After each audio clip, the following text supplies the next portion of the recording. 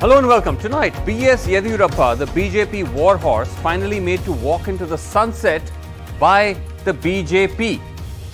In keeping with form, what was a preordained exit was staged with drama as Karnataka's Chief Minister wept as he announced his resignation at an event to mark 2 years of his government. All right, let's look really at the countdown to how actually the B.S. Yediyurappa resignation happened. And it didn't, as the Chief Minister suggested, it happened today. There was a whole countdown to it. The BJP had started putting pressure on BSY to quit. A face-saving exit formula was worked out, with Yediyurappa writing a resignation letter to the Prime Minister on the 10th of July. Earlier this month, where he offered to resign on health grounds. The resignation date was fixed for today, for 26 July, the date of the 2-year anniversary of the Yediyurappa government. But at the Yediyurappa Prime Minister meet, Yediyurappa reportedly sought an extension but was refused. And despite this so-called deal that he was meant to quit today, he did attempt to stall the exit by meeting, for instance, multiple godmen, heads of Lingayat sacred mutts in Karnataka. And he also suggested that he was actually still waiting to hear from the High Command. He was still offering these sorts of answers as recently as yesterday. But finally, with obviously no question of a rethink from the BJP High Command, amid tears, he resigned at the 2-year anniversary event. Now, why was he asked to go? BJP sources telling us that one, of course, was the fact that there has been the shadow of corruption charges that have lingered over him even till now. Also age, he's 78, which is 3 years older than the BJP's cut-off age of 75 years. There's also anger amongst BJP's Karnataka leaders about how he's been running the government, particularly in how he's been promoting his younger son, Vijayendra. In fact, Karnataka watchers point to how Yediyurappa's second son, Vijayendra, really appears to have emerged as an Achilles heel for the leader.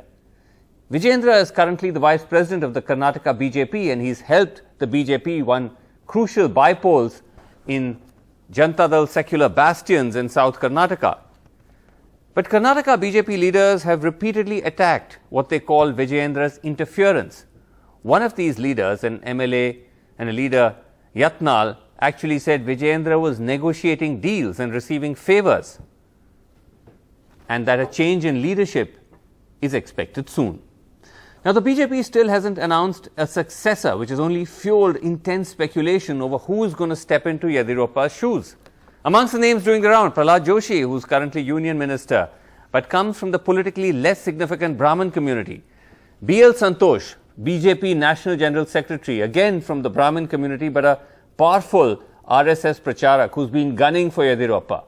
Then there's Basavaraj Bommai, who's the Karnataka Home Minister, who's from the same community as Yediyurappa, Lingayat, and who's close to the now former Chief Minister. There's Basanagowda Patil Yatnal, an ex-Union Minister, who's also from the Lingayat community and a staunch critic of Yediyurappa. Murugesh Nirani, the Karnataka Mines Minister, a sugar and business baron, also a Lingayat. Arvind Bellard, an MLA from the Lingayat community, a staunch BSY critic, and C.T. Ravi, who's the BJP National General Secretary, who's an MLA, a 4-time MLA in fact, from the Vokkaliga community. All right, joining me tonight on Reality Check, I have with me A.H. Vishwanath, leader of the BJP in Karnataka. We have Dr. Vaman Acharya, senior spokesperson of the BJP. Sugata Srinivas Raju, senior journalist, editor and columnist. Let me just start with you, Sugata, because you've been tracking this story very closely, and particularly this chronology that led to Yediyurappa's exit. And the fact that he'd in fact written a letter to the Prime Minister much earlier this month where he'd pledged his resignation, Sugata. What exactly happened and what did that letter say? Vasu, I broke that story this evening, as you know, and this letter was a very short letter. No, it did not have any embellishments in it. It was quite a straightforward letter, which I think somebody drafted for Mr. Yediyurappa, and it clearly said that he was very grateful for having served the people of Karnataka, but he cannot continue because his health does not permit him to continue, and he will cooperate with Modi to pick a successor. So this is these are the three or four lines in that letter, which was written on the 10th of July, Vasu, and handed over to the Prime Minister on the 11th of July afternoon. So that is basically the exit plan had been worked out. Yediyurappa was aware of it, and but he came back home and pretended as if nothing had happened. And even yesterday and day before, the obsession of the local media was, have you got a call from Delhi? And he kept saying, not yet, not yet. He made it. It was quite like waiting for Godot. The Bectian kind of absurd theater that was happening and unfolding. So, I mean, he was trying to provoke a few other things inside Karnataka. And I think that he never got a call, by the way. So he had to keep to his earlier agreement. It was already pre-decided, yes, as per what you've been reporting. Right. It was already pre-decided in this letter that he had firstly offered to resign. Very interesting details you're sharing. And that he had also promised to help find his successor. Yes. And then when he met the Prime Minister, yes, he then fixed, I mean, the date was fixed that today is the day that he would quit. Right. No, but the Prime Minister, he did, sort of try to negotiate with the Prime Minister, asking if he could do it after hoisting the flag on the 15th of August. And also, he cited astrological reasons, saying that this is the month of Ashad. And can you just spare me, and I'll go after this. So he was trying to basically buy time. Right. So that is what I learned, Vasu. But of course, there was no takers for that, clearly. Absolutely. I think he was completely cornered because even before the matter reached the Prime Minister, from what I learned, there was this kind of thing that some kind of vulnerability that he was caught with incontrovertible proof, was with the central leadership of the BJP, and they were telling him that, see, this does not look good, so you should go. So when there was an emissary sent to the Prime Minister to confirm if he also felt that way, I learned that the Prime Minister confirmed that it was time for Mr. Yediyurappa to go. So, that is when the emissary went back and got a letter drafted and handed it over himself to the Prime Minister the next day. Okay, so this was the chronology. Fascinating. Now, Mr. Vishwanath, what do you make of this? I mean, the manner in which Yediyurappa... Hello. Yeah, Mr. Vishwanath, can you hear me? Mr. Vishwanath? Yeah, I'm hearing you. Now, how would you... Hello. Hello. Yes, we can hear you, Mr. Vishwanath. Tell us, you've been very critical of Mr. Yediyurappa. You attacked him many times. Why? Yeah. No, why did you attack him? Hello. Yes, tell us, Mr. Vishwanath, we can hear you. Yes. 6 months before only, I openly attacked Mr. Yediyurappa. Your son is intervening in all the administrative matters. He behaves as a de facto chief minister. And no minister is happy with his attitude and aptitudes.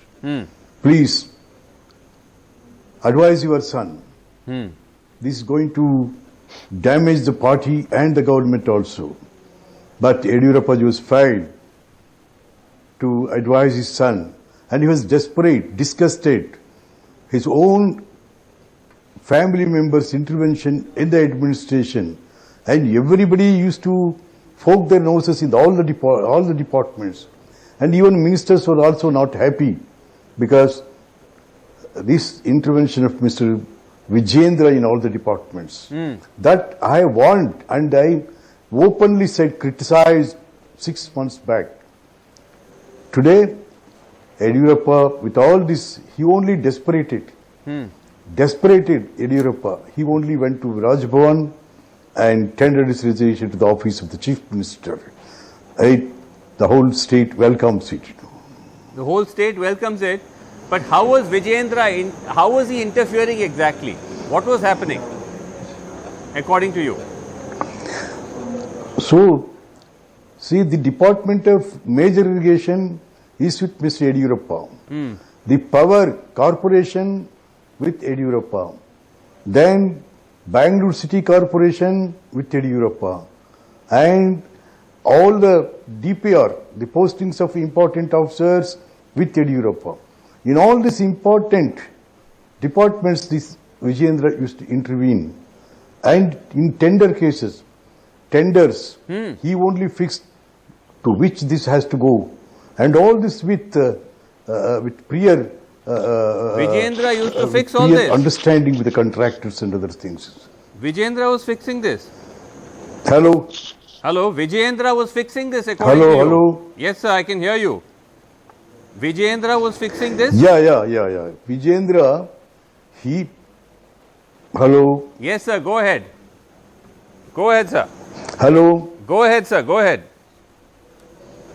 Vijayendra, he is responsible, mainly responsible for all these things.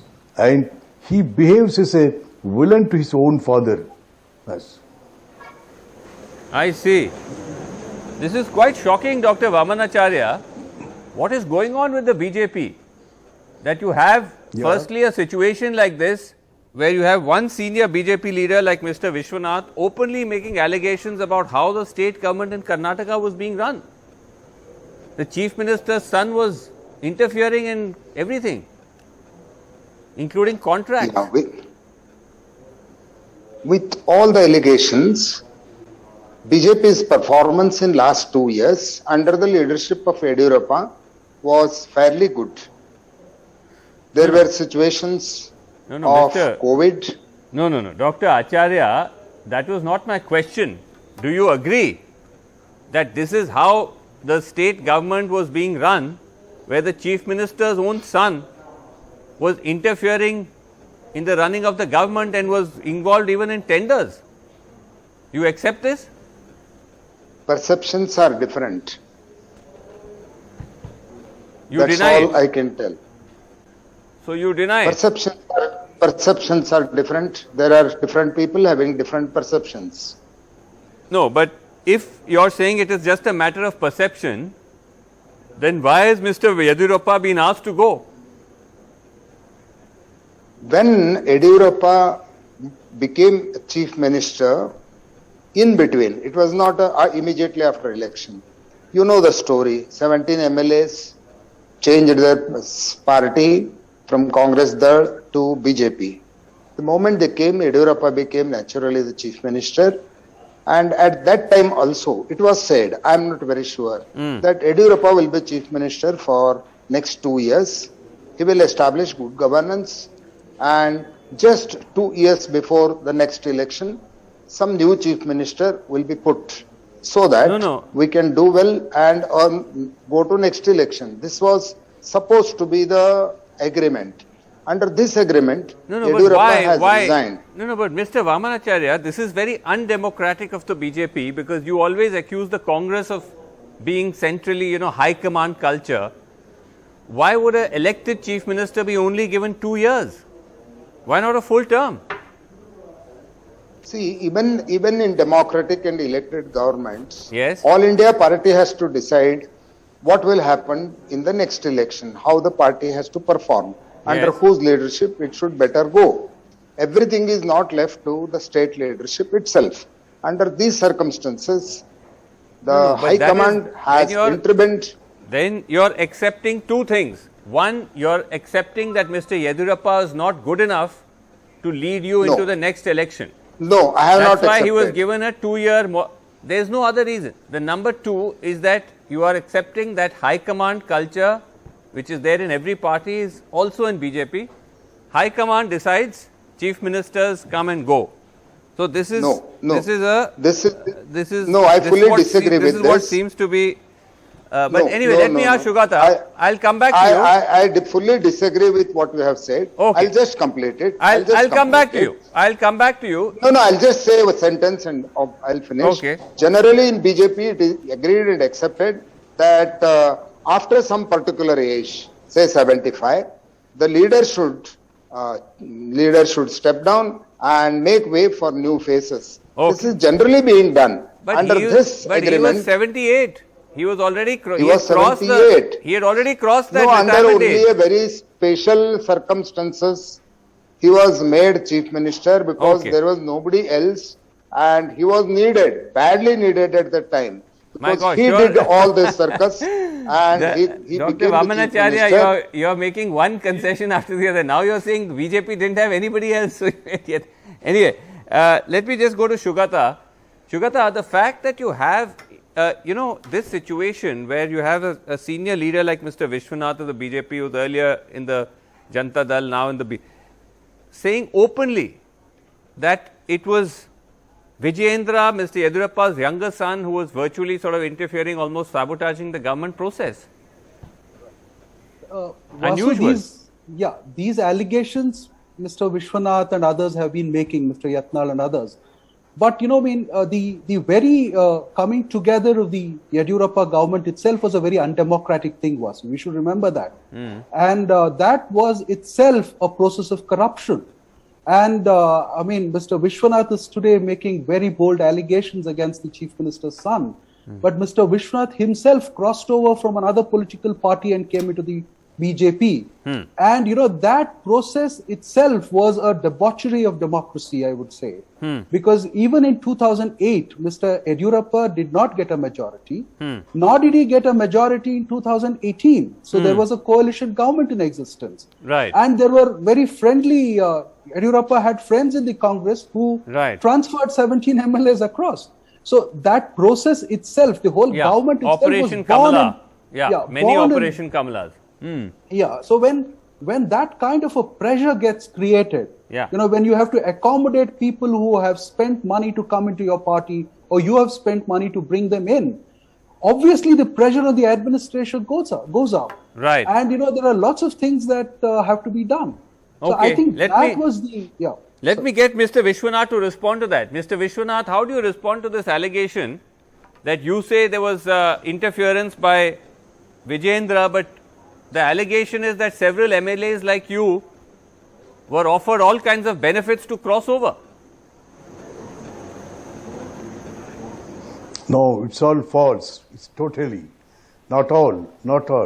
I am writing a book also on that, the Bombay Days. There I have described why we left JDS or Congress. Because of the way the party politics was gone. Our legislature party leaders, their treatment with us, with that, there was a mutiny in our party. We came out, and at that time Mr. Yediyurappa approached us to support him to form the government. That's all. That is, there was no money offered, no cash was offered. We have all went with Mr. Yediyurappa. No, it's all false. There were recordings that were leaked, phone conversations of Mr. Yediyurappa offering crores of rupees to MLAs, allegedly. No, I don't know. Because if you have taken money, I would have not boldly tell all these things, That strength I have got, That No, but Mr. Vishwanath, you are saying that the culture of your own parties, JDS sector, was all bad. That's why you left. But you have now come in and you are targeting now the way the BJP government is running. Yediyurappa's son was running the show. So then why did you leave? What for we left our party there, the same thing we are experiencing here. That's why I am openly telling that. So will you be going back to? No. So are you thinking of going back? Why should I? I am in BJP. I am the active member of BJP. I am continuing as a BJP member. Okay. We have Veerappa Moily also with us, ex-Union Minister, senior leader of the Congress from Karnataka. Mr. Moily, now I know that the Congress has criticized this whole transition, saying this is, autocracy by the BJP High Command. But the fact is, BJP sense there's a problem in Karnataka and they've taken decisive measures to fix it. Does that leave you in the lurch? That your main target, Yediyurappa, the running of the government, he's now gone? Yeah, but system has not gone. BJP, the system of governance is still there. It will continue to haunt the people of Karnataka. And because, the BJP governance is concerned, is one of the worst governments, worst corrupt government. And because it is created by illegitimacy, not by legitimate government. They have not been elected by the people. They have formed this government by effecting defection. But Mr. Moily, Yes. Mr. Moily, you ran a government with the JDS. It could barely last. Just about, I think, what was it, a year? It did Just not over a last year. because the BJP, both by the central leadership and the state leadership, they effected the defection by illegal means, by flouting the Anti-Defection Act and by flouting the provisions of the Constitution of India. Illegal means, that means the no rule of law will prevail.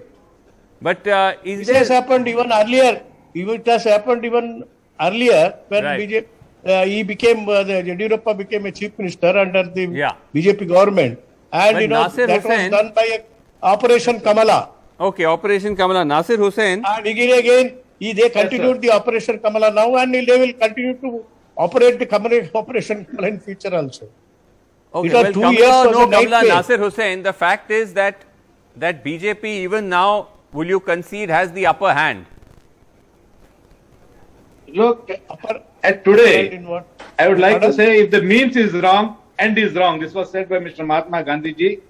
The means with which the Bharatiya Janata Party and B.S. Yediyurappa became the Chief Minister of Karnataka by using all means, by throwing away the horse trading was done, the anti-defection law was violated. Yeah. Now, ultimately, B.S. Yediyurappa, I think there was the only leader from the Bharatiya Janata Party Yeah, who was the face of the BJP who was accepted pan Karnataka. right. Now, BJP Bharatiya Janata Party has sacked a leader who was the leadership of face and was accepted throughout Karnataka by all communities, I would like to say. Now, we have seen what kind of governance Bharatiya Janata Party has given. Let me ask what that. kind of- That's actually been very interesting in all this time that you actually have Mr. Yediyurappa's rivals are actually standing up for him in the Congress and the Janata Dal secular. But we are Mr. not Vishwanath, standing for him. We'd like to make it clear Okay. that B.S. Yediyurappa was removed with such ease. right. And he was 75 plus when he was made as Okay. the face of the Bharatiya Janata Party, and Okay. BJP went for the elections. But Mr. Now, Vishwanath- removing him at this point of time, Mr. Vishwanath, the fact is that as of tonight, Karnataka doesn't have a chief minister. Who's the chief minister, sir? Who's going to be chief Yeah. minister? No, that the High Command has to decide who has to be the next Chief Minister. But it is a tradition, It is a custom. Whether all the centrist parties, either Congress or BJP, Delhi has to decide who is going to be the Chief Minister, not the legislatures. There is Who a is- system throughout. Who do you Even think with due should be respect chief to my minister? I know, Chief Minister, but I'm earlier saying, Chief Minister. do you have a view? Do you have a preference? Hello? Yes. Who would you like to see as Hello? chief minister? Let me ask. If he can't hear, let me go to Dr. Vamanacharya. I like Huh. a leader who can cleanse all these gondolas, all this corruption and other things, Right. and who can bring back the party again after 23. Okay. I want that a clean image man must be the next chief minister of BJP government in Karnataka. Yes. Okay. We just have 10 seconds. Shugata, do you want to take a quick punt on who's the front runner? Modi regime is a secret society, Vasu. So the names that have been, doing the rounds are also on your screen. But I would think that somebody from the south of Karnataka, a Lingayat, I mean, I think that even they'll spring a surprise, like they Okay. did in Uttarakhand. Okay. South of Karnataka, a Lingayat. All right. Well, let's see. North of Karnataka. North No, Karnataka. I mean South also you have Lingayats in Tumkur, Mr. Vamanacharya. Right. So right. you can. Mr. you can have Vamanacharya, some you want to issues, yeah. quickly, before we go to a break, you want to reveal the name of the next Chief Minister? No, the box is sealed. Okay. Bosses Bosses will decide. All right. Only tomorrow or day after tomorrow. I see. Okay. Well, we are They completely have out of taken time. opinion. Okay. They have taken opinion of all the people They've taken here. the opinion. Okay. Yeah. Well, let's see how it plays out. We're out of time. Thank you all for joining us. We'll take a short break and come back with much more.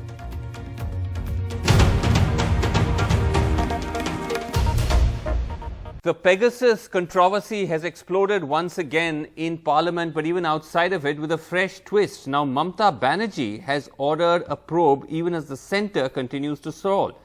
She set up a judicial probe which includes former Supreme Court judges Madan Lokur and Justice Bhattacharya. She says this small step she hopes will wake up others.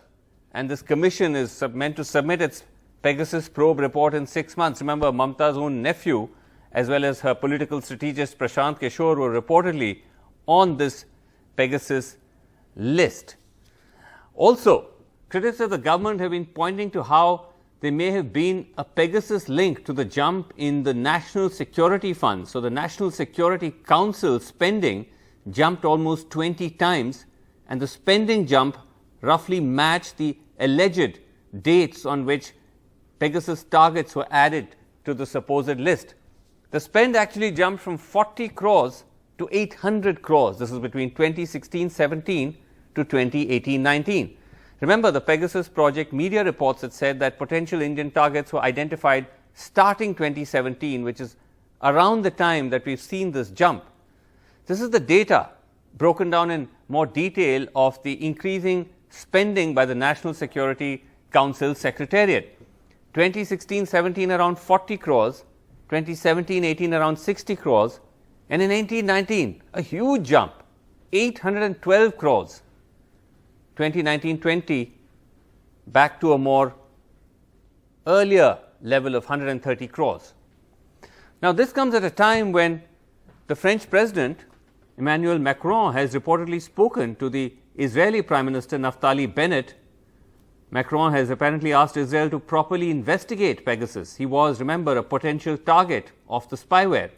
He's apparently asked the Israeli leadership to ensure that the issue is taken seriously, to which Bennett is reported to have said that the allegations were from the time before he assumed office, but that he'll look into these concerns. This has only sharpened the Parliament attack by the opposition, which are saying that if France is ordering such a probe, why is India not doing that? And in fact, as you can see on your screen, there were actually Pegasus linked placards in Parliament with the sign saying Big Brother is watching you, being positioned right next to the speaker. Joining the debate tonight, we have with us Vishwadit Deb, spokesperson of the TMC, Adil Singh Boparai, spokesperson of the Congress, PKD Nambiar, political analyst, supports the BJP, Neerja Chaudhary, senior journalist. Okay, Adil Singh Boparai, let me start with you. Why is the Congress, all the opposition parties, disrupting Parliament and asking for this probe, even though the government claims that this list is bogus, there's no substance in it, and there's really no need for a probe, almost seems to be the position? Well, Srinivasanji, hacking by state or non-state actors is a crime in India. And the Pegasus spyware and the way it functions is beyond the contours of the Indian Telegraph Act. It is beyond the kind of interception which is done or which is known to us. This takes control over your phone. This takes control over your apps. This takes control over your camera, over your audio, over your voice. Everything is under a command and control. No, hear me out. Now, the problem here is that if judges, if the election commissioner, if the CBI director, if distinguished journalists, if civil society activists, all are placed under this kind of illegal surveillance, then democracy in India becomes a pipe dream. I ask this question to you, is the government of India beyond approach? Is the government of India above accountability? Yeah. Taxpayers' money is being utilized to undertake illegal surveillance. Okay, France let's has get- ordered a comprehensive investigation. Yeah. Israel's parliament is looking into it, but Narendra Modi is stonewalling it. Okay, let's ask Mr. Nambiar. Mr. Nambiar, if these allegations are, as the BJP has been arguing, so bogus, why are other governments around the world taking it so seriously? And doesn't that, in a sense, only underline how the Indian government almost seems to be in a haste to cover up? But Srinivasan, from the day one, the government stance has been very clear. We all understood that it is a bogus allegation which do not have a spine. Unless and until if there is an allegation So which why has is France got a probing solid, it? Are you saying France is that Macron is that's is a fool decision of to that ask particular for country. a probe? Why do we need to focus on France? India is a sovereign country, and let us have. If you have an evidence, if an Amnesty International which is claiming that they have a forensic evidence, if they say it is from the Pegasus and it is from the list of an NSO, we can still debate. The NSO says that they don't own up this list. The Amnesty International is saying that this list, we are not too sure about that this list belongs to the NSO. No. Amnesty has subsequently clarified that they very much stand by the list. So that is not factually correct. They have issued a statement saying they very much stand by the list. But You are not updated. They also said no. Can I make a Srinivasan, short you are not interjection, updated. okay, I let think me they get also Bishwajit said- Deb. Well, I Bishwajit think you Deb. wanted to have the clarity. I can give you this. Okay, Bishwajit Deb. Yes. Just because France has asked for a probe and other countries, as PK Ramaiah says, why should India follow? And why would the Trinamool Congress jump the gun and order a judicial probe? Is this politics? Our concern is on such a serious issue where a military spyware has been used against the citizens of India, against the opposition leaders, against the Honorable Chief Minister Mamata Banerjee prior to the 2021 Assembly elections in West Bengal, against the All India General Secretary of Trinamool Congress, Abhishek Banerjee, prior to the Assembly elections in West Bengal. Yes. Why the government is hesitating when the charges are so serious, even it has been used against the judiciary? Why the government is hesitating to order for a probe? We want a simple Srinivasan, one-worded the answer, opposition one-worded today is reply. blaming us Okay. Whether that they you have have put used the Pegasus or not. and they have Tell put us. the Pegasus Let Okay. the government Okay, reply. one at a time. Whether you have behavior used is- whether the you have used behavior of Pegasus or not. our opposition- Okay, one at a time. Mr. one-line Nambiar. reply. Mr. A one-line Nambiar, Mr. reply. Nambiar. Say yes or no. Okay, Mr. Say Nambiar, one yes, at a time. please. I did not interfere. I did not interfere. Yes. I did not interfere when he spoke. Yes, go ahead. Please let me say. Okay, Please let Mr. me- Deb. please Yes, let me Mr. complete Deb, my you made statement. your point. We want a one-worded answer. Okay, you a want a one-worded one-worded reply from answer. the government. Say Let me yes go or to- no, whether you have used Okay, Pegasus let me or go to. not. Okay, This you asked. military You asked. spyware No, has you been asked. used You asked your against the answer. citizens, You against asked the your opposition question. leaders, Let me go to against Neerja everyone. Chaudhary. Okay, just a second. Neerja Chaudhary, by the government taking or continuing to take this hard line that it's a bogus probe, we will not, though we are seeing now around the world probes being opened up. Mamata has also now played this gambit judicial probe. Do you think that this is something where they can brazen it out, or could this politically hurt them?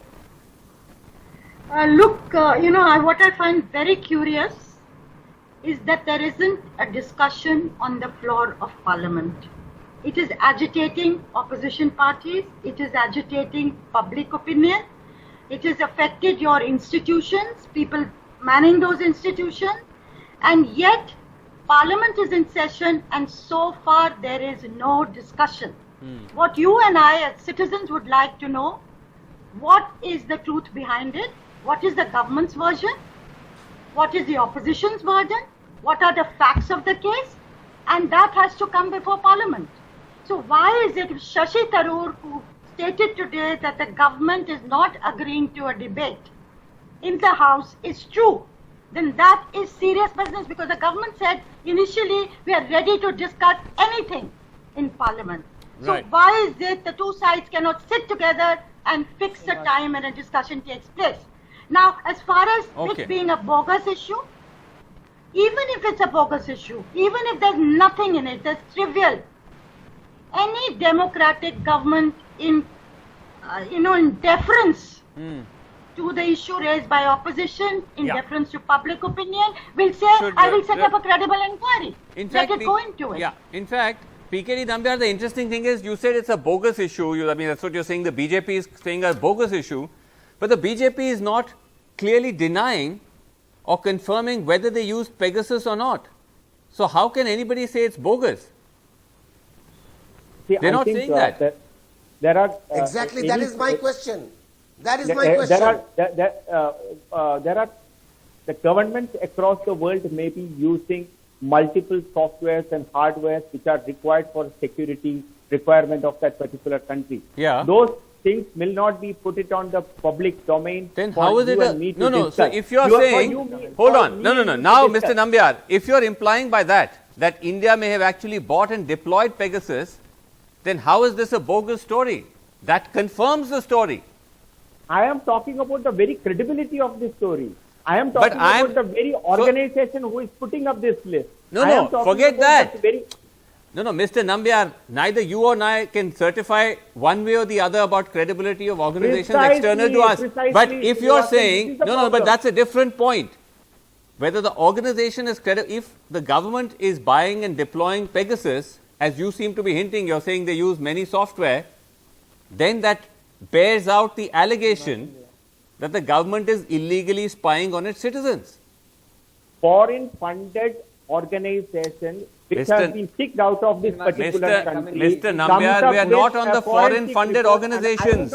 Is Pegasus being deployed by the government or not? That is the question. I am not. Why don't we get a straight answer? I think it is the discretion of, I am not the government, but I think it's the discretion of the government to tell you and me or to the public that which all softwares of, if it is a matter of security concern, whether are they using or not, you and me will not be knowing it. We don't need to know if you are being spied upon. What an extraordinary. Can I come in? Okay, one second. One at a time. One at a time. One at a time. One at a time. One at a time. One second, Mr. Dev, allow me. Adil Singh Boparai. One second. I don't want to lower mic. No, just a second. Of this particular country comes up. No, Mr. Dev and Mr. Nambiar, I don't want to lower mic, but I may have to if both of you don't permit me. Adil Singh Boparai, is this becoming now almost a little complicated for the government, because they have not, on one hand they're trying to discredit the story, but on the other hand they're not clearly coming out and denying whether they've bought and used Pegasus. Let's separate the wheat from the chaff for a moment. The Home Secretary of this country, the CBI Director, Director RAW, Director IB, Director CBEC, Director CBDT cannot authorize hacking. The Indian Telegraph Act does not contain a provision for hacking. The Pegasus software is hacking. It is beyond just interception, number one. This is important. The viewers must understand this. Number two, for a criminal investigation, the threshold is disclosure of a cognizable offense. In the present revelations, there is a disclosure of a cognizable offense. Number three, several journalists and one distinguished defense journalist from the Indian Express submitted his phone for forensic examination, and the spyware was found in his phone. This is sufficient for a criminal investigation. Okay. Number four, this is worse than the Watergate scandal. This is much worse than the Watergate scandal. I think here the government of India cannot brazen it out, Srinivasanji. Right. But it is using a military grade weapon against your own citizens. Okay. This is a crime. Okay, but Biswajit Deb. Absolutely, it's a crime to defame India. Okay, one second. Mr. Nambiar, again, Mr. Nambiar, we must respect the protocols. Do you stand with? Do you stand with India or do you stand with Narendra Modi? Biswajit Deb, the point is that while certainly there may be an argument to probe it, this judicial probe of former judges, realistically, how will they probe this? Who in the government do they expect will share these details? Because only the government ought to have the answers. Well, definitely. Political under the Commission of Inquiries Act, under the Commission of Inquiries Act 1952, under Section 3, there is a specific provision for a Commission of Inquiry. And that is what Mamata Banerjee has ordered. And she has shown the way to the government of India that this should be the spirit. This should be the Okay. spirit. And the Okay. government can order for a probe. Okay. Because it is under list 2, list Okay. 2 and list 3 of Well, the we'll 7th see- schedule to the we'll see Constitution how- of India, which the state government is entitled We'll to. see how this probe progresses, announced as it were on the eve of Mamata Banerjee's week-long visit to Delhi. But Neecha Chaudhary, do you believe that the government's hedging is indicative that perhaps there might be a smoking gun? Because we haven't seen that smoking gun yet. There are lots of inferences and assumptions, including, as I mentioned, a huge jump in the NatSec Council budget just around the time Pegasus was reportedly being deployed. But there's been no clear smoking gun yet. Do you believe that that's a perception or a fear the government has, that which is why they're not clearly coming out and outright denying whether or not they bought and deployed the software? Look, I think circumstantially, as you say, the funding going up by so many times, 812 crores is no small jump, 40 times or whatever you said. There are other circumstantial things also which point. Suppose today Mamata Banerjee has ordered this inquiry. Well, with the center play ball, they'll be difficult. There may be an impasse. But suppose all those people whose names have been mentioned volunteer their phones for forensic inquiry into it, whether it was hacked, like the Indian Express journalist did. Yeah. We may, even if the government goes for stonewalling, we may get more information. But ultimately, I think it is in the government's interest not to allow this to politically snowball, but to agree to an inquiry. I would personally like to know, has the government spoken to the government of Israel, like French president has done? Have we tried to find out what really happened? Well, at least officially there's no indication of that, and we'll have to see if that does. All those things will come out in Parliament. All right. Well, let's see how it plays out. Itself. But at the moment, it does seem to be snowballing. We're out of time. Thank you all so much for joining me. Punjab, where despite the supposed photo opportunity between the rival factions of the Congress, Navjot Singh Sidhu and Captain Amrinder Singh, there is a perception that the House is still in disorder and tensions still simmer. I spoke to Harish Rawat, the Congress in charge of Punjab, earlier to ask him whether the Congress in Punjab was still a House divider.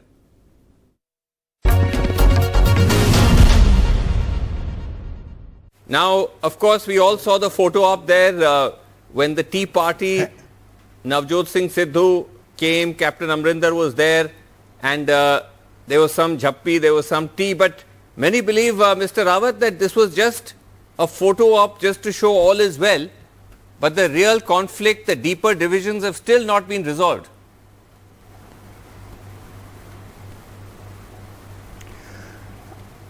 देखिए, मैं ये तो नहीं कहूँगा कि सारे मामले हमने रिजॉल्व कर दिए हैं, कोई इशू रह ही नहीं गया है।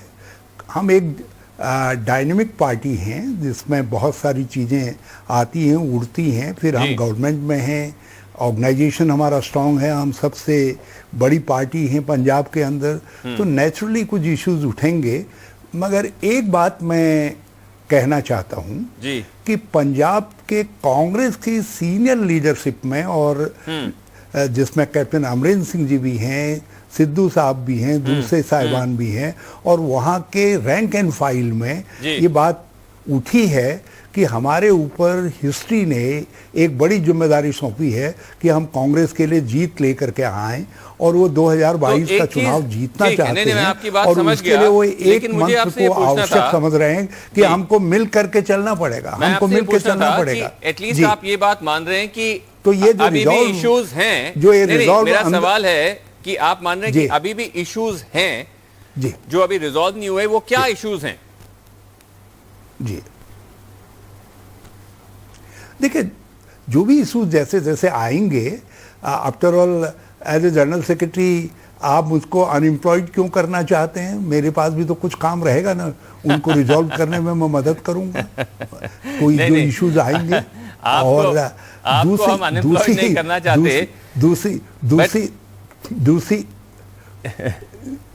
दूसरी बात यह है कि जब हम कुछ करेंगे, कुछ संभावनाएं होंगी, तो बहुत सारी बातें उठेंगी, तो उनका जिस तरीके से भी उठेंगी समाधान निकलेगा। सिर्फ समाधान की इच्छा पैदा होनी चाहिए।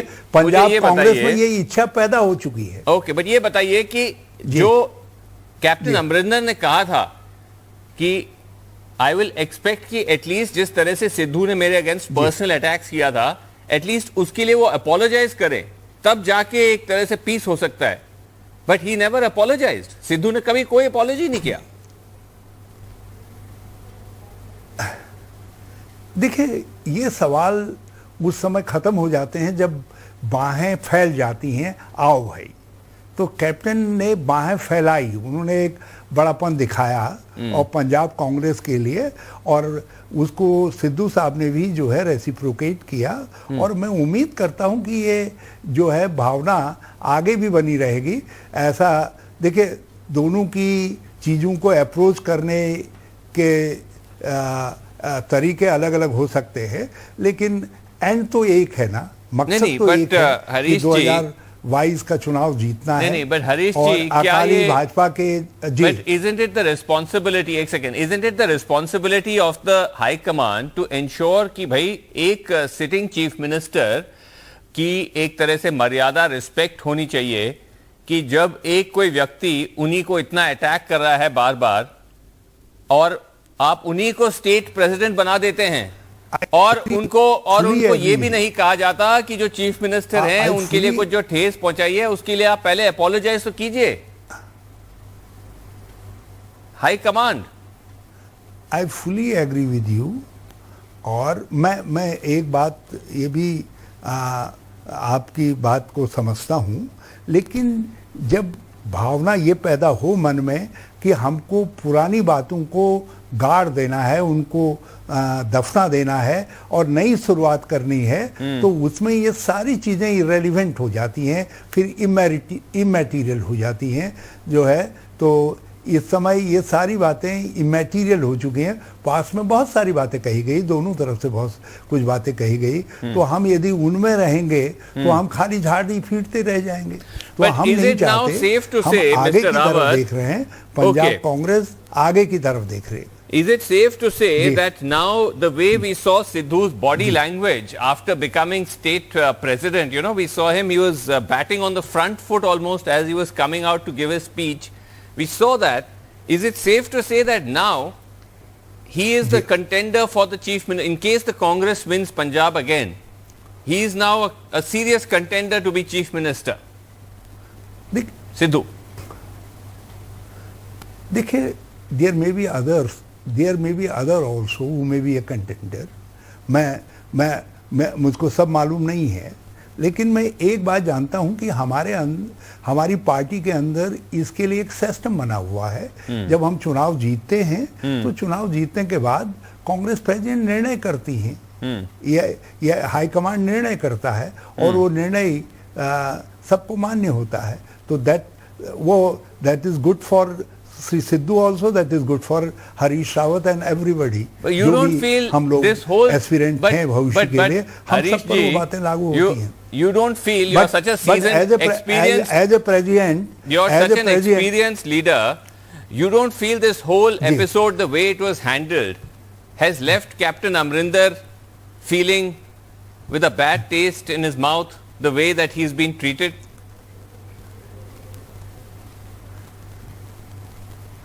देखिए, कैप्टन साहब ने एक बहुत बड़पन से आगे बढ़ कर के कहा, हम लोग उम्मीद नहीं कर रहे थे कि वो चाय पार्टी होस्ट करेंगे। उन्होंने नए प्रेसिडेंट के उसमें चाय पार्टी होस्ट की और नए प्रेसिडेंट ने भी उनको चिट्ठी लिख करके इनवाइट किया, आप हमारे परिवार के सबसे बड़े हैं और आप बड़े सत्कार योग्य हैं, आइए हमको आशीर्वाद दीजिए। तो ये दोनों तरफ से शुरुआतें हुई हैं और बड़ी शुरुआतें हुई है।